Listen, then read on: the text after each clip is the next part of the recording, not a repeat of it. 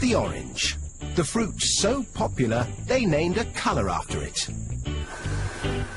America glugs through 2.5 billion litres of the sweet juice every year, and most of it comes from Florida, where they harvest and squeeze over 30 billion oranges a year to keep the juice flowing.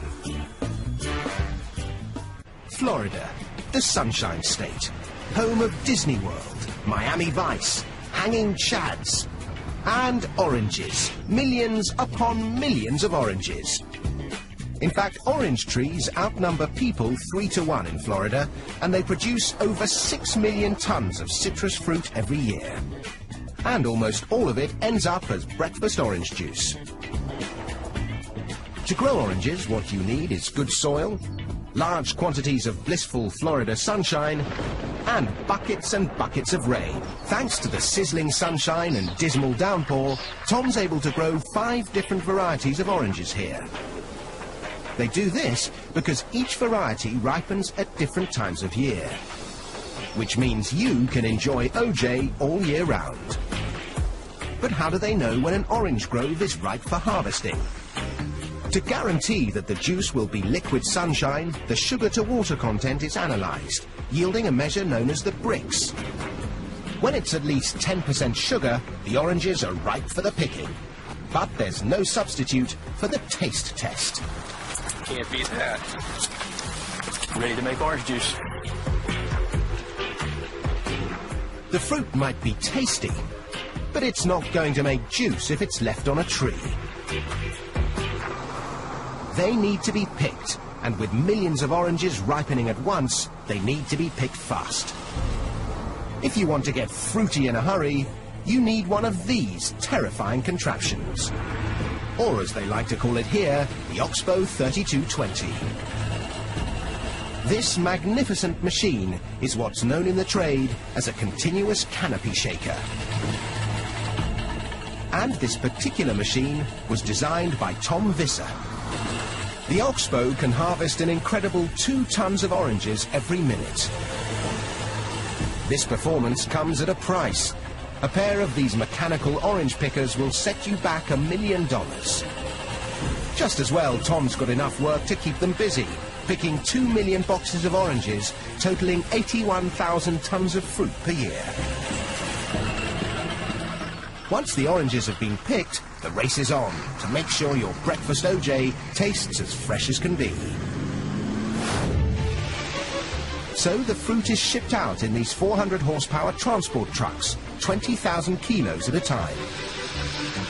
The trucks bring them to an OJ processing plant, like this one in Lake Wales. Dave Crumbly makes sure they don't run out of oranges. So, more often than not, Dave gets his daily dose of vitamin C. To begin with, the oranges are washed out of the trucks. The fruit is then carried along 2 kilometers of conveyors into the processing plant where it's graded. The oranges are separated by size, and it's time to extract the juice. But these days you won't find gangs of sad-looking orange squeezers with sore wrists. This is orange juice squeezing on an industrial scale. This fearsome machine drops each orange into a ring of metal prongs, which squeeze out the juice before ejecting the pith and peel. From orange to OJ in the blink of an eye. Of course, when it comes to OJ, the world is divided into 2 great opposing camps. One likes it smooth, the other with bits. So a load of the pulp that has been carefully screened is added back into the juice to create the wholesome, authentic OJ with all the good stuff still in it.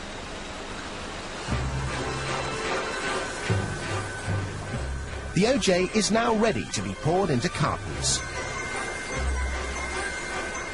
It takes 2 dozen oranges to make enough juice to fill each 1.89 litre carton. But quantity counts for nothing unless the quality is good enough to keep orange juice the world's favourite breakfast tipple. There are palates that can tell a Beaujolais from a Burgundy in an instant. and noses that can whiff a Chanel number 19 from 100 paces. Well, these guys do the same for OJ. An expert OJ taster can spot minute variations in taste, composition and acidity. There are 11 different measures of quality.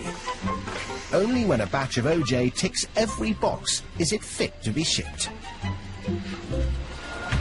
All that effort means this factory alone turns 3 billion oranges into over 250 million litres of juice every year, which makes delicious fresh OJ a luxury we can all enjoy.